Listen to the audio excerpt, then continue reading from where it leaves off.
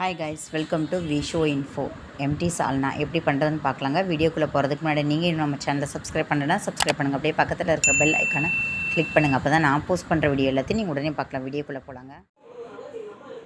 பாருங்கள், எம்டி சால்னா, அதாவது வெங்காயம் தக்காளி மட்டும் வச்சு நம்ம செய்ய போகிறோங்க. அதுக்கு தேவையான பொருட்கள்லாம் பார்க்கலாங்க. 1 கப்பு தேங்காய், 1/2 டீஸ்பூன் சிகப்பு மிளகாய்த்தூள், 1 டீஸ்பூன் தனியாத்தூள், 1 டீஸ்பூன் முந்திரி பருப்பு, 1 இன்ச்சு இஞ்சி, 4 பல் பூண்டு, ஒரு 1/2 கப்பு பொட்டுக்கடலை. பொட்டுக்கடலைக்கு பதில் நீங்கள் கசகசா இருந்தால் இன்னும் சூப்பராக இருக்குங்க நம்மளோட சால்னா. 1/2 டீஸ்பூன் சோம்பு, ஒரு சின்ன பட்டை, ஒரு ஏலக்காய், ஒரு 3 கிராம்பு, 2 டீஸ்பூன் உப்பு. இது எல்லாம் சேர்த்து நம்ம நைஸாக தண்ணி ஊற்றி அரைச்சி வச்சுக்கலாங்க. அரைச்சதுக்கப்புறம் பார்க்கலாங்க. பாருங்கள், சால்னாக்கு நம்ம அரைச்ச விழுது இந்த மாதிரி தாங்க இருக்கணும். அடுத்தது சால்னா செய்ய நம்ம தாளிச்சிட்டு வெங்காயம் தக்காளி நல்லா வதக்கிக்கணுங்க. எந்த அளவுக்கு வதக்குறோமோ அப்போ தான் நம்மளோட சால்னா செம்ம டேஸ்ட்டாக இருக்குங்க.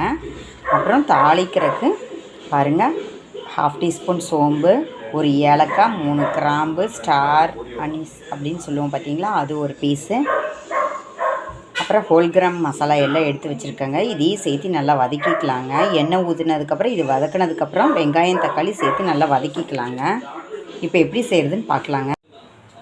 பாருங்கள், பேன் நல்லா ஹீட் ஆகிடுச்சு, எண்ணெய் நல்லா ஹீட் ஆகிடுச்சுங்க. இப்போ நம்ம 1/2 டீஸ்பூன் கடுகு சேர்த்துக்கலாங்க. கடுகு வெடித்த உடனே நம்ம எடுத்து வச்சுருக்கிற மசாலா சேர்த்துக்கலாங்க. மசாலாவை 1 நிமிஷம் வதக்கினதுக்கப்புறம் நம்ம எடுத்து வச்ச வெங்காயத்தை சேர்த்துக்கலாங்க.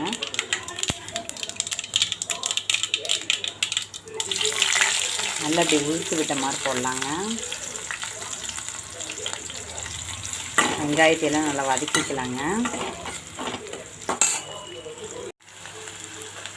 பாருங்கள், வெங்காயம் நல்லா வதங்கிட்டுருக்கு. வெங்காயம் வதங்க இந்தளவுக்கு உப்பு சேர்த்திக்கலாங்க. ஏன்னா நம்ம சால்னாவுக்கான உப்பு நம்ம அரைக்கும் போதே சேர்த்துட்டோம், அதுக்கான விழுது அரைக்கும் போதே சேர்த்துட்டோம். அதனால் பத்தலைன்னா பார்த்து போட்டுக்கலாங்க. இப்போ வெங்காயம் நல்லா வதங்கணுங்க. இப்போ அடுத்து தக்காளி சேர்த்திக்கலாங்க. தக்காளி வெங்காயம் நல்லா வதங்கினா தாங்க நம்மளோட சால்னா சூப்பராக செம்ம டேஸ்ட்டாக இருக்கும். ஏன்னா இதில் நம்ம காய்கறி எல்லாம் எதுவுமே சேர்க்கலை. இது நல்லா வதங்குறதுலாம் சால்னா செம்ம டெக்ஸ்சராகவும் டேஸ்ட்டாகவும் இருக்குங்க. இப்போ இது நல்லா வதங்கட்டுங்க. ஒரு 5 மினிட்ஸ் கழித்து பார்க்கலாங்க. பாருங்கள், வெங்காயம் தக்காளி இந்தளவுக்கு வதங்கணுங்க. இப்போ நம்ம அரைச்ச விழுதை இதில் சேர்த்துக்கலாங்க.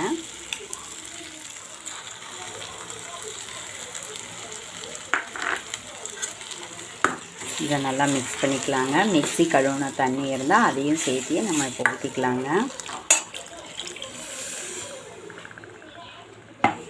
இது நல்லா கொதிக்கட்டுங்க. அப்போ தான் இதோட ஸ்மெல்லாம் போகும். ஏன்னா நம்ம அப்படியே அரைச்சி போட்டிருக்கோம், வதக்கவெல்லாம் இல்லை தானேங்க. அதனால் நல்லா கொதிக்கட்டுங்க. அப்போ தான் நம்மளோட சால்னா செம்ம டேஸ்ட்டாக ரெடி ஆகுங்க.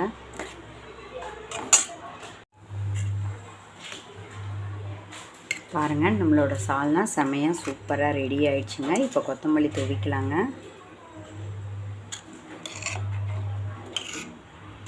வெங்காயம் தக்காளி மட்டும் வச்சு செய்யலாங்க. வேறு ஏதாவது வெஜிடபிள்ஸ் போடுறதுனா போட்டுக்கலாம். இதுக்கு பேர் எம்டி சால்னான்னு சொல்லுவாங்க. சிம்பிளாக நம்ம நினச்ச மாத்திரத்தில் பண்ணிடலாங்க.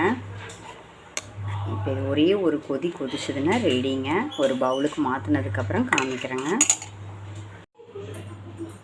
பாருங்கள், நம்மளோட சால்னா சூப்பராக செம்மையாக ரெடி ஆகிடுச்சுங்க. இது பரோட்டாவோட சாப்பிட்டா சூப்பராக இருக்குங்க. பார்த்திங்களா, நம்மளோட எம்டி சால்னாவும் மைதா மாவில் செஞ்ச பரோட்டாவோட சாப்பிட்டா செம்ம டேஸ்ட்டாக சூப்பராக செம்மையாக இருக்குங்க. நீங்களும் ட்ரை பண்ணி பாருங்கள். அதாவது வெங்காயம் தக்காளி மட்டும் இருந்தால் இதை செஞ்சிடலாங்க. ரொம்ப ஈஸியானது, நினச்ச உடனே செஞ்சிடலாம். அப்புறம் மைதா கோதுமை மாவு எப்போவுமே நம்ம வீட்டில் இருக்கிறதான், டக்குன்னு செஞ்சிடலாங்க. பாருங்கள், நம்ம கோதுமை மாவு பரோட்டா சூப்பராக லேயராக ரெடி ஆகிடுச்சுங்க. அது கூட சால்னா வச்சு சாப்பிட்டா செம்மையாக இருக்குங்க.